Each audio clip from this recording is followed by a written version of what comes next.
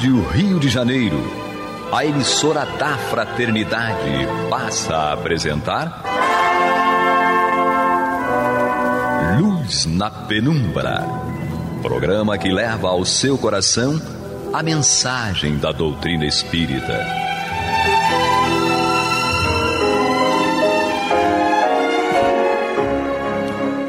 E com vocês, André Afonso Monteiro, para o estudo do livro A Gênese, da obra codificada por Allan Kardec. Olá, amigo ouvinte da Rádio Rio de Janeiro, a emissora da Fraternidade, a rádio que toda a família pode ouvir, programa Luz na Penumbra. Hoje aqui com o estudo do capítulo 11 da obra A Gênese, a Gênese espiritual. Nós começamos já alguns programas a partir do item 42, Doutrina dos Anjos Decaídos. E, amigo ouvinte, internauta, é importante você saber que nós estamos estudando a partir da 4ª edição da obra A Gênese, a tradução da 4ª edição, por que da importância dessa informação? Pois da 4ª para a 5ª publicação que Allan Kardec fez, há uma diferença entre as edições, entre as publicações. Então, como nós estamos nos acompanhando aqui pela 4ª edição, seria interessante que você também fizesse por essa tradução da 4ª edição, para que não criasse confusão aí no estudo, porque há uma diferença inclusive dos números dos itens e dos capítulos. Então, a partir dessas considerações, nós vamos retomar aqui o nosso estudo e fazer aqui até um breve resumo dos últimos programas, que nós começamos aí pela doutrina dos anjos decaídos, explicamos, Kardec faz uma explicação sobre o termo da palavra anjo, sobre a teologia da doutrina protestante e católica, que falavam que seriam anjos que teriam se rebelado pela ganância do poder contra Deus, e aí teriam sido expulsos do paraíso, do céu, e criando um mundo de trevas e de pecado e mal. Então Kardec contrapõe essas ideias, explicando que isso nada mais é do que espíritos que, tendo em vista a pluralidade dos mundos habitados, que não acompanharam a marcha desse progresso e que, por conta disso, eles acabaram impedidos, se sentindo deslocados desses mundos, não guardando mais afinidade e vibração e sintonia com esses mundos. Então eles acabam encarnando e reencarnando em mundos mais primitivos do ponto de vista material, encontrando aqui também espíritos numa condição ainda da sua infância espiritual. É lógico que houve uma perda do ponto de vista material, porque nesses mundos mais avançados as condições são melhores do ponto de vista do planeta, mas do ponto de vista moral e intelectual não houve prejuízo para eles, porque eles levam essa bagagem conquistada. E aqui, a partir do item 44, Kardec, até nos itens seguintes, 44 seguintes, ele vai falar que esses espíritos, e nós guardamos também uma correlação com a obra Caminho da Luz, que Emmanuel explica que esses espíritos, que essa orbe de Capela e essa raça adâmica, na verdade são esses espíritos oriundos de Capela, e que uma dessas orbes desse sistema, um desses planetas desse sistema, guarda muita afinidade com o nosso planeta Terra, e aí esses espíritos são convidados por Deus aqui a habitarem e a nos ajudar, a nos desenvolver, de certa forma, do ponto de vista moral e principalmente do ponto de vista intelectual. E Kardec diz que Jesus, e Emmanuel também ratifica essa informação, que Jesus é o nosso governador planetário e é ele que vai conduzir não só a nós, mas também a esses espíritos que aqui chegaram nessa retomada do seu progresso moral e intelectual. Então, Kardec vai dizer aqui no item 47, sem a reencarnação, a missão do Cristo, assim como a promessa feita por Deus, seria um contrassenso. Com efeito, Suponhamos que a alma de cada homem seja criada por ocasião do nascimento do seu corpo e que ela não faça mais que aparecer e desaparecer na terra.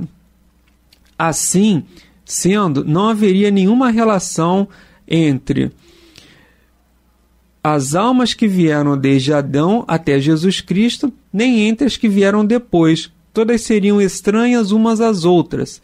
A promessa de um Salvador feita por Deus não podia se aplicar aos descendentes de Adão, se suas almas ainda não estavam criadas.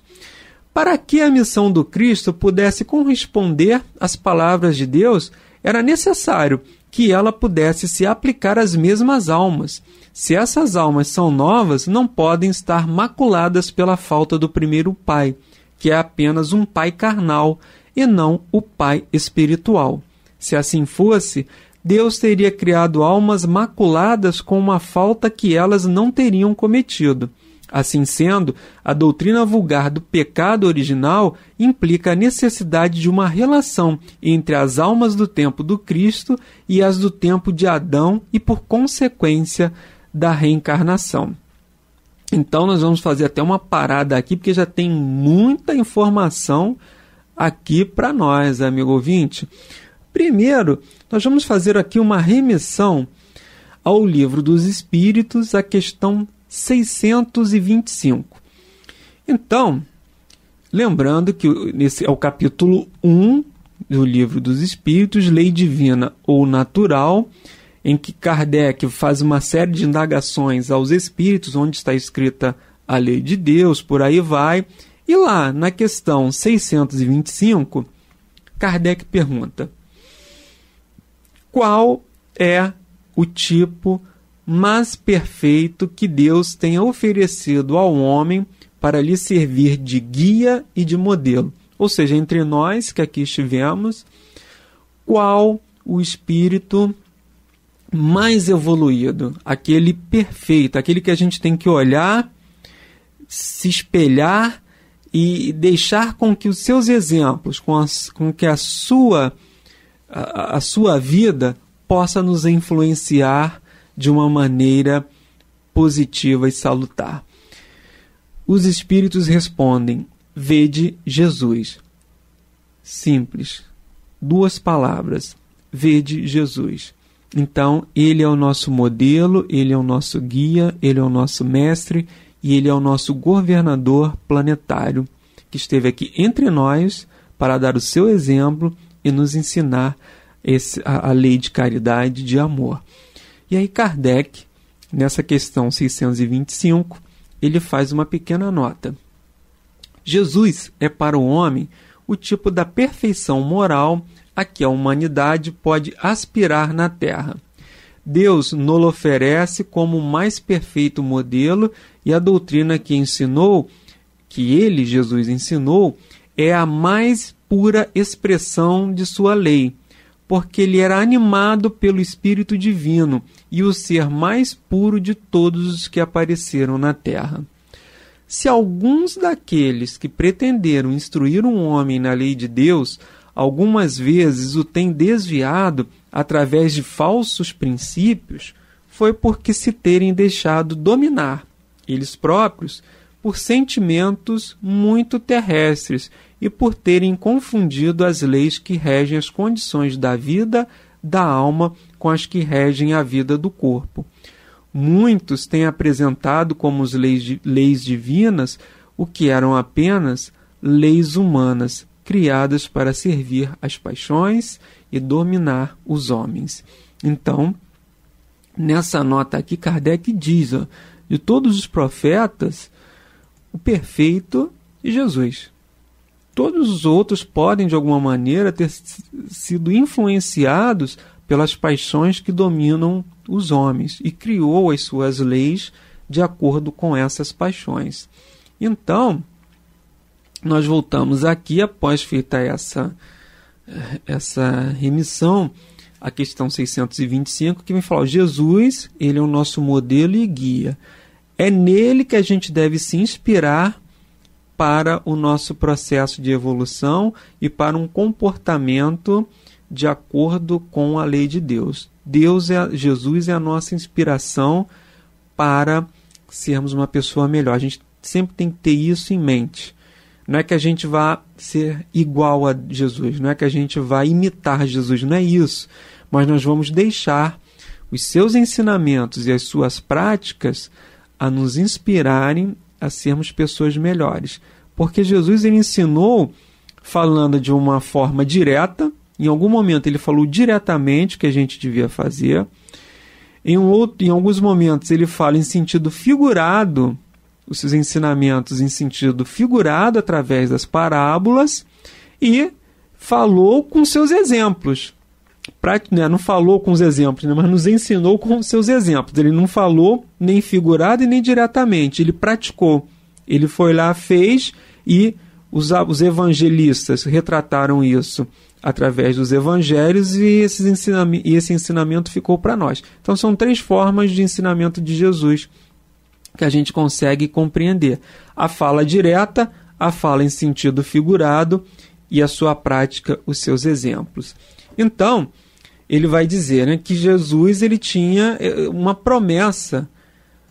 Deus prometeu a esses espíritos uma promessa, a missão do Cristo, de que ele seria o Salvador. E aí também uma outra figura que existe do Salvador prometido. Quem era o Salvador prometido? E não aquele guerreiro, não aquele líder de exército, mas sim um Salvador que vai nos resgatar dos nossos erros, que vai nos resgatar das nossas práticas inadequadas, que vai nos resgatar dos nossos vícios, das nossas paixões, que vai nos ensinar a amar, que vai nos ensinar a prática da caridade e que vai nos resgatar dessas trevas que nós estamos, que é a nossa vibração inadequada ainda, que é esse inferno astral que nós vivemos quando a raiva, o rancor, o ódio, a tristeza, a inveja, a vingança, a ganância nos domina. Então o espírito que está, quando a gente fala em trevas, é isso, é esse estado de espírito que ainda está voltado para sentimentos insalubres que dominam ainda a nossa alma, já que podem dominar a nossa alma de acordo com a nossa vibração e a nossa sintonia. Então, Jesus é esse Salvador prometido, Jesus é esse Espírito que vai nos conduzir para que a gente vença não o adversário externo, mas sim o adversário interno, que são as nossas mazelas morais. Então Jesus é o Salvador.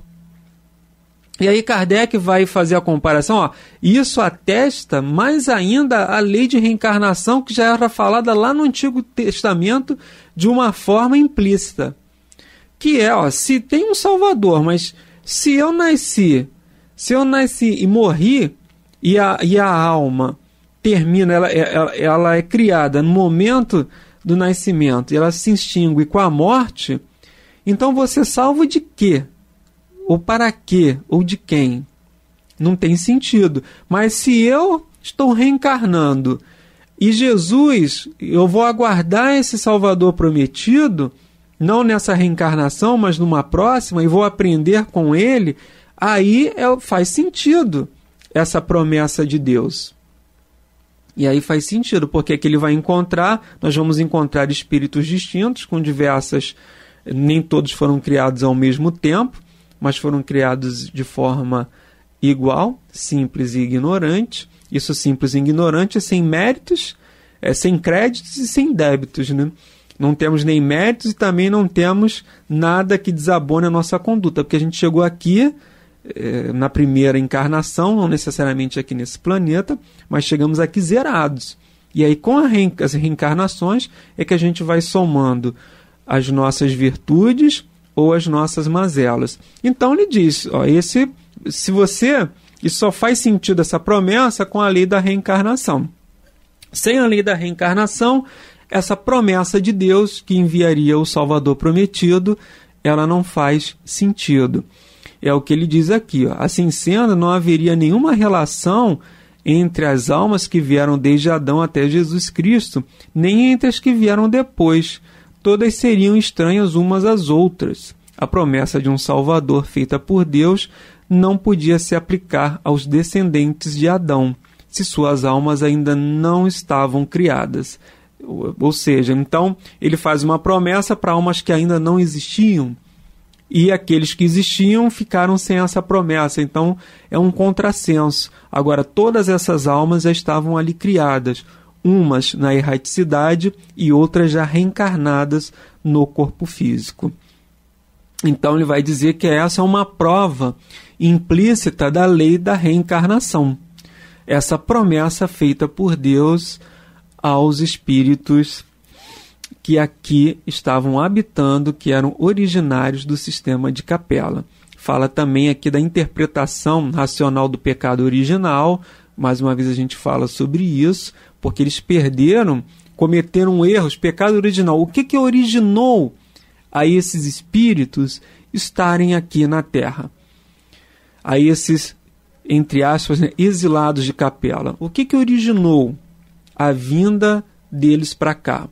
Foi o comportamento, o erro, a tendência ainda aos crimes, a tendência à rebeldia às leis de Deus. Como Emmanuel fala lá em A Caminho da Luz, como nós já falamos em outros capítulos, em outros programas.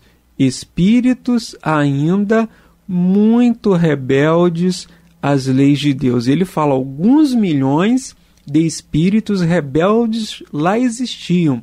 Então, naquele caminho de progresso daquele planeta, existiam espíritos rebeldes às leis de Deus, rebeldes ao progresso. E aí o que acontece com eles? Por conta dessa rebeldia, e cada um, de acordo com o seu grau ou gênero de prática infeliz, eles são destinados a reencarnar aqui na Terra. Então é esse pecado, esse sentido de pecado original. O pecado original é a rebeldia às leis de Deus lá no sistema de Capela. E por conta dessa rebeldia, leia-se pecado, eles são obrigados a encarnar aqui no planeta Terra e ajudar a humanidade da Terra a se desenvolver do ponto de vista moral e intelectual. Então, esse é o sentido, como Kardec coloca aqui, a interpretação racional do pecado original, próprio de cada indivíduo, próprio de cada um deles. E nada a ver com aquela história de Adão, da maçã, da serpente, não é isso. Aquilo é uma simbologia para explicar que eles se deixaram influenciar pelas práticas infelizes e aí acabaram cometendo os equívocos em relação à lei divina e por conta disso perdem esse paraíso. Então aqui ele vai dizer, Kardec diz: diga-se que todas essas almas faziam parte da colônia de espíritos exilados na Terra ao tempo de Adão, e que elas estavam maculadas pelas faltas que as haviam excluído de um mundo melhor, e ter-se-á a única interpretação racional do pecado original, pecado próprio a cada indivíduo, e não o resultado da responsabilidade da falta de um ou outro a quem jamais conheceu. Diga-se que essas almas ou espíritos renascem por diversas vezes na Terra, na vida corpórea, para progredirem e se purificarem. Que o Cristo veio esclarecer essas mesmas almas não somente sobre suas vidas passadas, mas também em relação às vidas futuras, e só então dar-se-á a sua missão com objetivo real e sério que a razão pode aceitar. Então, a teologia também nos ensina que Adão e Eva teriam cometido pecado, e aí todos os seus descendentes responderiam, e nós responderíamos, então seríamos os responsáveis, os efeitos desse pecado recairiam sobre nós. Então isso é um contrassenso, essa ideia do pecado original. Como é que eu vou responder por um pecado que não sou eu o causador dele? Até a própria lei humana, ela já diz isso, ninguém pode ser responsabilizado, a lei penal brasileira de todos do nosso planeta, salvo alguma exceção que eu não conheço, mas a lei penal ela vai dizer que você só pode ser responsabilizado, e também a responsabilidade civil, tanto a responsabilidade civil como a penal, ela diz que você só vai se responsabilizar por isso se foi você que foi o causador, se de alguma maneira você esteve envolvido naquele fato. Se você de alguma maneira ajudou por omissão, ou por uma ação, ou por culpa, se você contribuiu para aquele evento danoso. Então, como é que eu posso ser responsabilizado por um evento que foi praticado por duas pessoas e que eu sequer tinha conhecimento, sequer eu tive possibilidade de ajudá-los naquilo? Então, isso é um contrassenso, isso, na verdade, é irracional a gente pensar dessa maneira. Ela fere os atributos de Deus, de suprema inteligência, infinita bondade e justiça.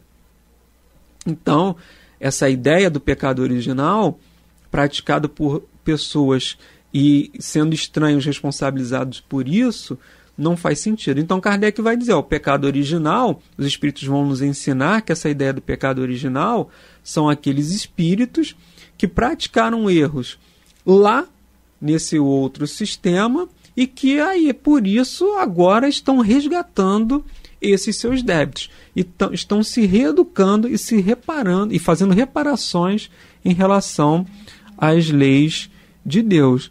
Por isso que Kardec coloca aqui com bastante propriedade que ter-se a única interpretação racional do pecado original. Não há como a gente ser responsabilizado por algo que não fomos nós que cometemos. Seria seria completamente contraditório, totalmente contraditório às leis de Deus. E isso se aplica também no nosso caso particular. Então nós estamos falando de uma raça, da raça adâmica, daqueles espíritos que foram convidados a estar aqui conosco e cometem esse erro, esse pecado original lá no sistema de Capela, nesse planeta do sistema de Capela, e aí são convidados a reencarnar aqui conosco e por causa desse erro eles estão aqui trabalhando para recompor esse erro cometido. Da mesma forma somos nós. Algumas experiências, a lei de reencarnação, o objetivo da lei de reencarnação é o progresso moral, a perfeição do espírito, que envolve o progresso moral e intelectual, e a expiação dos seus equívocos, dos seus erros. Então a expiação significa todo esse processo de arrependimento, de reparação e de compensação, né? O espírito tem um remorso, ele tem um arrependimento e depois tem a reparação. Via de regra a gente passa por esses detalhes, por esses 3 itens, como está lá no livro Céu e Inferno. Então isso se dá de uma maneira coletiva e também de uma maneira individual. E isso a gente vai começar. Muitas vezes a gente não entende porque certas coisas acontecem na nossa vida. Será que eu estou passando por uma prova ou por uma expiação? A prova é o desenvolvimento. Nem toda prova é uma expiação. Mas às vezes a expiação pode ser também uma prova. Nem toda prova. Às vezes a prova é você estar sendo provado, testado num determinado evento, para ver se você está apto.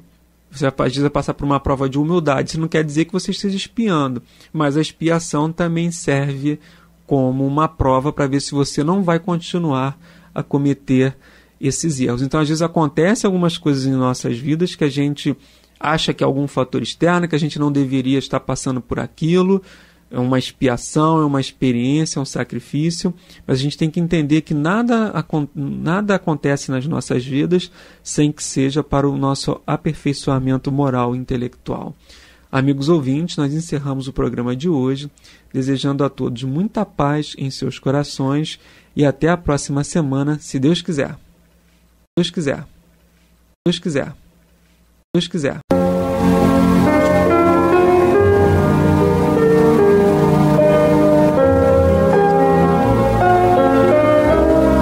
A Rádio Rio de Janeiro está levando ao seu lar e ao seu coração a mensagem consoladora da doutrina espírita, através do programa Luz na Penumbra.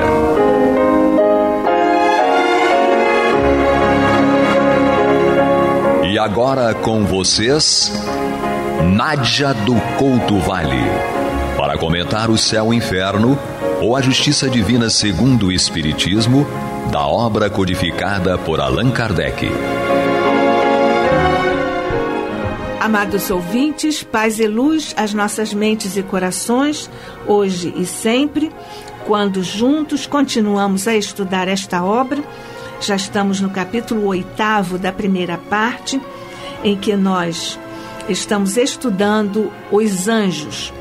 Em primeiro lugar, sobre as conceituações a respeito dos anjos ao longo dos tempos, segundo a nossa doutrina espírita, buscando então agora, e é nessa parte que nós estamos, buscando agora o estudo das refutações que o nosso querido codificador Allan Kardec faz às proposituras teológicas da linha católica, como o próprio codificador optou por apresentar aqui neste capítulo 8º. Nós estamos mais uma vez contando com a ajuda, com o esclarecimento, com a palavra balizada do grande estudioso José Carlos Leal, nosso querido irmão, companheiro, aqui na Rádio Rio de Janeiro, escritor, livre docente em teoria, ele é mestre em teoria da literatura e é livre docente em ciências da literatura.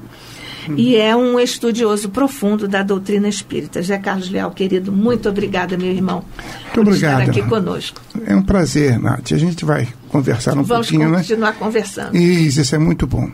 Pois é, nós estamos, como já dissemos, e você sabe disso, nós estamos aqui terminando as refutações que o nosso querido Kardec faz a essas questões propostas pela Igreja Católica. Então, nós vamos ler particularmente aqui 2 itens que são breves, para depois nós continuarmos com a conceituação propriamente dita do Espiritismo a respeito dos anjos. As refutações que estão nos itens 10 e 11 deste capítulo 8º, primeira parte, são as seguintes.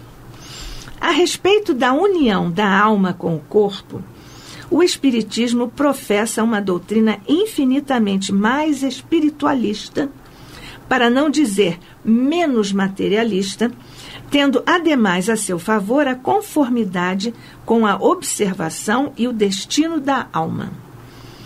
Ele ensina-nos que a alma é independente do corpo, não passando este de temporário invólucro. A espiritualidade é-lhe a essência, e a sua vida normal é a vida espiritual. O corpo é apenas instrumento da alma para exercício das suas faculdades nas relações com o mundo material. Separada desse corpo, goza dessas faculdades mais livre e altamente. A união da alma com o corpo, em ser necessária aos seus primeiros progressos, ocorre no período que poderemos classificar como da sua infância e adolescência. Atingido, porém, que seja um certo grau de perfeição e desmaterialização, essa união é prescindível e o progresso faz-se na sua vida de espírito. Ademais, por numerosas que sejam as existências corpóreas, elas são limitadas à existência do corpo, e a sua soma total não compreende, em todos os casos, senão uma parte imperceptível da vida espiritual, que é ilimitada. Essas são considerações em que o Kardec já começa a contrapor a linha teológica católica. Mas então vamos aos seus comentários, Zé Carlos Leal.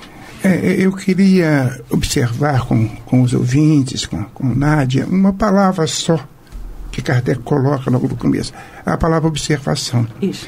Ele diz que esses comentários que ele faz, esse saber novo que ele traz, não é uma invenção, não é uma ficção. Ele está partindo da observação. E ao fazer isso, ele está usando o método experimental, tá? Da experimentação, da hipótese, chegando à lei. Então, nesse momento, eles estão falando não mais em termos teológicos. O termo teológico ele está ligado à metafísica, a uma forma de filosofia que está ocupada com os problemas que vão além da física, como o próprio nome está dizendo. E Kardec traz isso para a nossa vida, para o nosso dia a dia. Agora, por meio de quê? Por meio da observação. Observando os espíritos, as várias mensagens que ele recebeu na sociedade parisiense, de Paris, de espiritismo, né? Ele nos diz com clareza que a doutrina espírita não nasce do nada, não. Os espíritos desencarnados, né, chegam, vêm até nós e falam da sua realidade. Isso é uma comprovação científica, né, e não mais metafísica. Exatamente. Eu não estou inventando que existe o inferno. Não, alguém veio de lá e me disse, olha, existe assim, assim, assim. Não é bem como vocês estão ouvindo aí, mas é assim que nós vemos, que nós temos fazemos essa ideia clara. E isso, Nádia, ela coloca uma questão interessante, aquela frase famosa de quem não é espírita: ninguém veio de lá para contar. Então não acredito. Virou um mantra, né? Virou um mantra isso. Não é? Quando em verdade não é isso, vieram muitos de lá para contar. Né? E muitos contaram muito bem, né? E a doutrina espírita nasceu exatamente desse contato entre encarnado e desencarnado por meio de um médium. A palavra quer dizer meio, né? De um meio, que é o médium. E essa situação nos mostra assim, muito confortavelmente a nossa postura racional da doutrina espírita. Ninguém inventou nada, ninguém criou nada, e de boa vontade os espíritos resolveram vir até nós por um projeto divino, também não foi, né, por vontade deles. Exatamente. Havia um projeto divino que colocara a vinda do espiritismo no século XIX. Então, com esse momento, então eles vieram conversar conosco, dialogar com a gente, né, e nos trazer ideias que a gente não teria acesso se não fosse por eles. Né, porque eles são viajantes do espaço. Nós somos viator mundi, como na Idade Média se dizia isso. Nós somos viajantes do mundo, eles são viajantes do plano espiritual. Viajam muito mais do que nós. E trazem essas informações dentro da competência deles também. Há momentos em que eles dizem, isso aí é um assunto que não podemos... Por enquanto, interditada a inteligência, a capacidade de assimilação de vocês. Vocês não têm uma linguagem adequada, né, para expressar isso aqui. Então, vamos deixar isso mais para frente. Então, isso faz com que o Espiritismo seja uma doutrina muito sólida nesse sentido. Não vivemos de fantasias, de ilusões, como muitos pensam, né? Mas vivemos de fatos reais, que é a comunicação entre vivos e desencarnados. Então, para mim, terminando essa observação, a palavra observação para mim foi fundamental. Agora, você veja que coisa interessante, primeiro que essa é a grande contribuição da doutrina espírita, que traz para o plano experimental, da comprovação no plano material dessas realidades que são espirituais. Você veja que interessante, porque justamente quando a doutrina traz a observação, ela derruba, digamos assim, algumas feições materialistas da teologia anterior, tal como o Kardec aponta aqui, e diz que é por isso que a nossa doutrina é infinitamente mais espiritualista, ainda, ou justamente porque, talvez, ela busque ou tenha buscado o caminho da observação, né? Que é própria do método científico. Outra coisa interessante é que quando se fala em alma e espírito, sempre houve uma certa confusão, né? Alma do outro mundo. Ninguém fala espírito do outro mundo, fala em alma do outro mundo, né? Isso tem uma ligação... Segundo a denominação, a conceituação do espiritismo, alma não pode ser do outro mundo. A alma é só quando está encarnada, então é só deste. É só deste, né? E isso nos leva a um pensamento interessante, que é a comparação entre Platão e Aristóteles, né? Platão era um espiritualista, um espírito, para mim, é o maior filósofo que eu já li, dos mais interessantes, pelo menos. E tinha uma frase interessante. Quando perguntaram a ele o que era alma, ele disse: alma é aquilo que o ser humano tem de mais divino e de mais particular. Isso é uma definição fantástica. Mas quando perguntaram a Aristóteles, que era discípulo dele, olha que resposta diferente. A alma é a soma dos processos vitais. Não há corpo sem alma, nem alma sem corpo. E Platão diz o contrário, que a alma pode estar... Exatamente. Transcende, né, o corpo. Transcende o corpo, né? Isso fez com que a ciência admitisse o conceito de alma. Engraçado, Freud fala em aparato anímico. Ele está falando em alma como esse sopro que dá vida à matéria, mas que morre com a matéria também. Exatamente. Ele é materialista. Freud é agnóstico. Exatamente. Ele está tendendo mais para a postura acadêmica da época, que era materialismo, do que o espiritualismo. Né? E nós espíritas ficamos assim muito bem resolvidos quando Kardec não tem discussão. Não tem problema com isso. A alma é quando está encarnado. Você é uma alma encarnada. Ao deixar esse corpo, você agora é espírito. E por quê? É interessante. Porque você não mais anima. Quando você está no corpo, a alma é aquilo que anima o corpo. Anima o corpo. De ânima. Daí desenho animado, que se move, uma posição de desenho que não se move. Né? Então, quando você sai do corpo, não é mais o que animar. Então, o espírito não anima. O espírito agora é o agente responsável pelo processo intelectivo, pelas descobertas intelectuais, pelo nosso avanço, nosso progresso. Agora entrou num corpo, aí ele passa a animar aquele corpo. Então ele é alma por isso. Exatamente. Então, é justamente por isso que... Mas um instantinho. Olha que coisa interessante, gente, no vocabulário popular, estou desanimado. Sim, exatamente. Estou sem alma. Sem alma. Sem energia, sem força. Sem ânima. E então, o Kardec diz que o Espiritismo nos ensina, então, que a alma é independente do corpo, não passando este de temporário invólucro. E coloca uma conclusãozinha para isso. A espiritualidade, ela é a essência, e a sua vida normal é a vida espiritual. Você está ouvindo o programa Luz na Penumbra, com estudo do céu e o inferno, ou a justiça divina, segundo o Espiritismo, da obra codificada por Allan Kardec, na apresentação de Nádia do Couto Vale.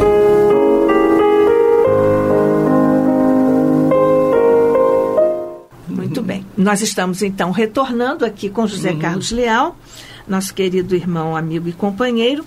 Então, quando o Kardec nos apresenta essa linha precisa, porque parte da observação, do método científico, inclusive, que ele construiu também a partir da cientificidade vigente à época. Então, ele faz aqui uma observação muito interessante, Zé Carlos. Ele diz assim: a união da alma com o corpo, em ser necessária aos seus primeiros progressos, ocorre no período que poderemos classificar como da sua infância e adolescência. É interessante nós observarmos que Comte, não é? O filósofo, que nem é considerado filósofo, você sabe disso, né? E positivismo também não é propriamente uma escola de filosofia propriamente dita, mas teve uma grande participação para manter a ideia, o conceito de espiritualidade vigente à época. Mas é engraçado que o Comte propunha, na evolução da humanidade, um período em que a humanidade passava pela infância, depois pela adolescência e, enfim, para a maturidade. E teria atingido, ou estaria atingindo a maturidade com o positivismo de Comte, né? Parece a você que esta aqui seja uma espécie de influência do Comte na observação do Kardec? Não, exatamente não. Exatamente não. Claro que Kardec vivia na França, no século XIX, segunda metade, estava impregnado de outras ideias, além do contismo, outras ideias havia ainda também, que Kardec deve ter lido, deve ter assimilado, deve ter percebido. Sim, até porque o Comte estava lá na crista da onda, né? Então ele mostra apenas que ele conhece Comte, isso é uma coisa. Dizer que eu conheço uma filosofia é uma coisa. Dizer que eu participo das filosofias, que ela me influencia, é outra coisa. A gente aqui conhece muitas filosofias hoje, modernamente, algumas desagradam a gente, mas a gente conhece, é obrigado a conhecer. Claro. Porque estamos na universidade, alguns dão aula na universidade, o caso da Nádia, e não pode chegar lá e o seu também. E negar todo o conhecimento existente. Não, mas porque você não concorda com ele. É, lógico. Né? Então, esse conhecimento não te influencia, embora você conheça. Exatamente. Então, o kantismo pode ser algo que Kardec conhecesse, mas que não influenciou nesse sentido. Kardec é exclusivamente influenciado pelos espíritos da codificação. Da codificação. Senão, não teria sentido algum. Né? Então, essa comparação que ele faz aqui, infância e adolescência, é de cunho meramente didático, tomando as fases da vida do indivíduo, não é isso? Para as fases da alma no seu processo evolutivo. É uma analogia com a biologia. Isso. Né? Deriva disso. Todo ser nasce, né? Amadurece, cresce, envelhece e morre. A árvore, até qualquer ser, né, dito ser orgânico, acontece isso com eles. Né? Mas isso significa apenas que Kardec está seguindo uma ideia que era uma ideia comum em geral, mas não que ele acredite nisso. Exatamente. Então, nós podemos passar para o item 12 deste capítulo 8º, e o Kardec está finalizando o capítulo 8º, em que ele trata dos anjos. Mas agora ele subtitulou esses próximos itens, o 12 e o 13, como os anjos segundo o Espiritismo. Na verdade, quando ele fez as refutações, ele já estava contrapondo posições do Espiritismo às posições que ele próprio apresentou segundo a Igreja Católica. Então, agora, ele, segundo o Espiritismo, o que é um anjo? Quem é o anjo? Ou o que é um anjo? Aí Kardec coloca no item 12. Que haja seres dotados de todas as qualidades atribuídas aos anjos, não restam dúvidas. A revelação espírita, neste ponto, confirma a crença de todos os povos, fazendo-nos conhecer ao mesmo tempo a origem e a natureza de tais seres. As almas ou espíritos são criados simples e ignorantes, isto é, sem conhecimentos nem consciência do bem e do mal, porém, aptos para adquirir o que lhes falta. O trabalho é um meio de aquisição, e o fim, que é a perfeição, é para todos o mesmo. Conseguem-no mais ou menos prontamente, em virtude do livre-arbítrio, e na razão direta dos seus esforços. Todos têm os mesmos degraus a franquear, o mesmo trabalho a concluir. Deus não aquinhoa melhor a uns do que a outros, porquanto é justo e, visto serem todos seus filhos, não tem predileções.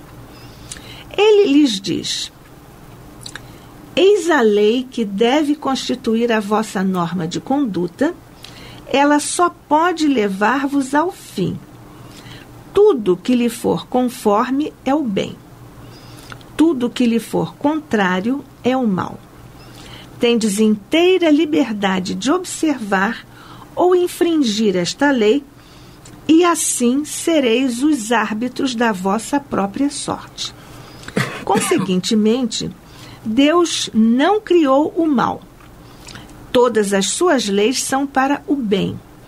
E foi o homem que criou esse mal, divorciando-se dessas leis.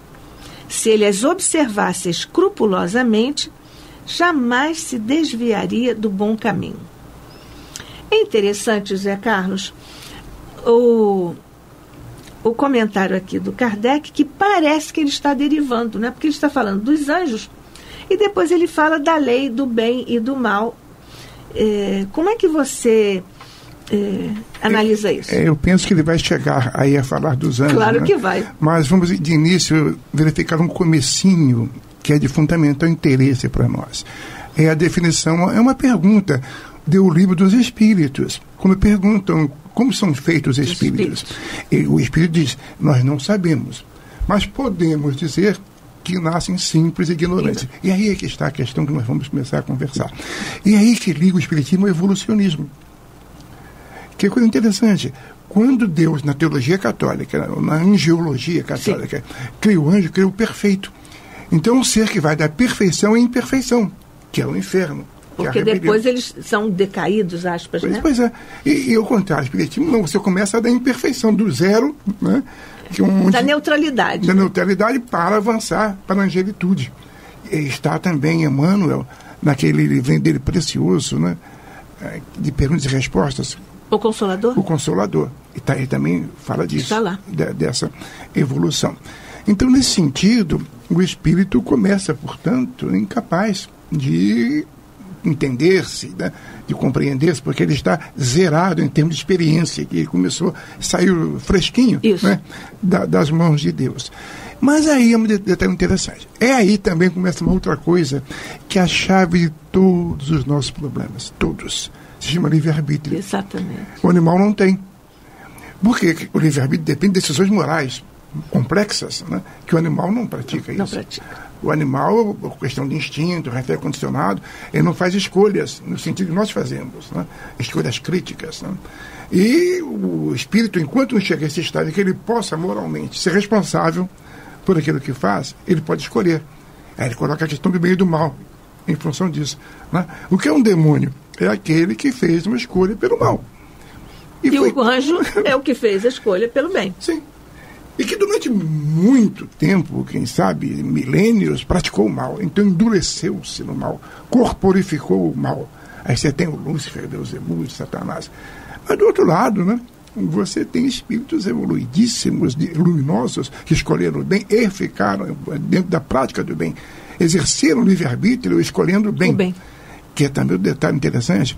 A nossa felicidade e infelicidade depende apenas de uma coisa: capacidade de escolher. Escolher o mal, vai sofrer, vai ser infeliz. Escolher o bem, você vai ser melhor, um tipo de vida melhor, porque está escolhendo boas coisas, né?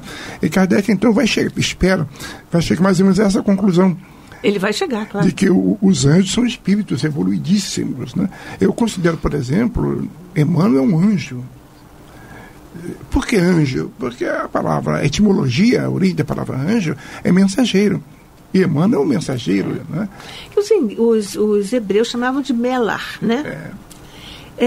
Então, nós podemos dizer que são seres com características angelicais, né? Como você agora destaca o Emmanuel. E é interessante essa ideia, porque é uma ideia antiga, que passa pela gnose também.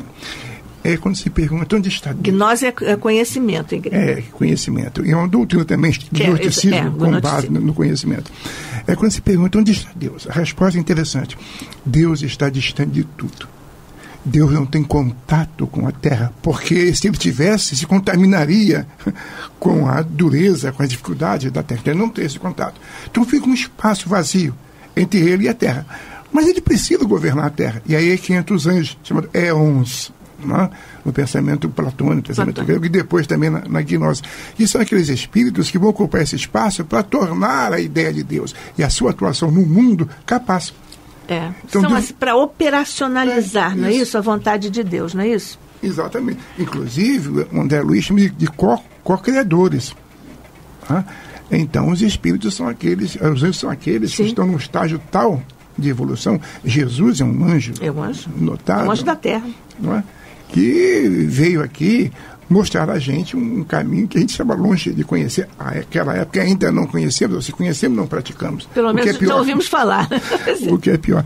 Essa ideia de anjo, portanto, como um espírito muito evoluído, que está ligado à divindade, que conhece, e Jesus chega a dizer: eu e o Pai somos um. Não porque ele seja Deus, mas porque ele e o Pai têm o mesmo pensamento, têm a mesma chama. Porque ele sou uno com o Pai, não é isso? Então, voltando à nossa questão, você vai prosseguir a leitura e penso que vamos chegar à conclusão, no final desse estudo, de que existem anjos. Olha o título. Os anjos, segundo. O segundo é uma conjunção conformativa, subordinada conformativa, que dá a ideia de igualdade e conformidade. De acordo com. Então, o Espiritismo não está negando. Está negando a concepção dos anjos católicos.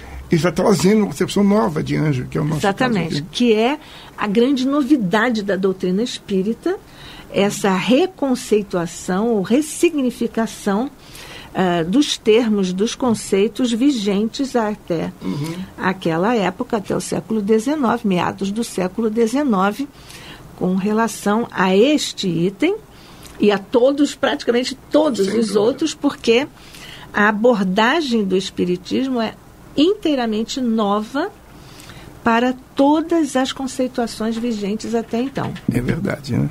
E voltando a esse até então, quer dizer que não há criação no espiritismo nenhuma, né? Ele está pegando conceitos muito antigos, válidos naquela época, e dizendo, como é que se pode ver isso hoje à luz do espiritismo? Exatamente, é uma ressignificação. Não. Exatamente. José Carlos Leal, muito obrigada por estar aqui conosco mais uma vez, mas ele vai continuar conosco nos próximos encontros, e agradecendo também a você, querido amigo ouvinte, que esteve conosco, e até o nosso próximo encontro, se Deus quiser, rogando a partir deste instante as bênçãos de paz e luz sobre nossas mentes e corações, hoje e sempre. Que assim seja.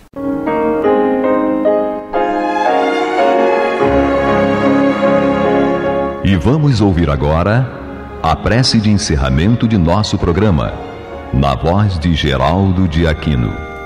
Jesus, dá-nos coragem para a luta, piedade para os insultos e misericórdia para as injustiças e ingratidões. Limpa nossa alma de inveja e ambições mesquinhas, de ódio e de vingança o nosso caminho. E que dentro em pouco, ao recolher-nos de novo ao calor do nosso leito, para que o sono nos dê a paz e o esquecimento das tristezas humanas, possamos sentir, Senhor, no mais íntimo de nosso ser, a doçura indefinível do Teu amor e a grandeza incomparável da Tua divina presença. Que assim seja.